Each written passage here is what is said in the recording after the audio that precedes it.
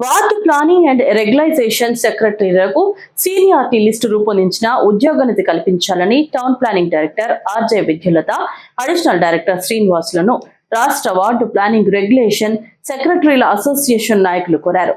శుక్రవారం నగరపాలక సంస్థ కార్యాలయంలో డిటిసిపిని రాష్ట్ర joint secretary Purnachandra Sai, coordinator Naveen Kumar ఆధ్వర్యంలో కలిసి వినతి పత్రం అందించారు. ఈ సందర్భంగా వారు మాట్లాడుతూ సీనియారిటీ లిస్టు సిద్ధం చేసి ఉద్యోగోన్నతులు కల్పించాలని, ట్రేసర్ పే స్కేల్ వర్తింపజేయాలని, తమను సాంకేతిక బాధ్యతలకు పరిమితం చేయాలని, రేషనలైజేషన్ ప్రక్రియపై ఉద్యోగుల్లో ఉన్న అపోహలను నివృత్తి చేసి స్పష్టమైన మార్గదర్శకాలు జారీ చేయాలని కోరారు.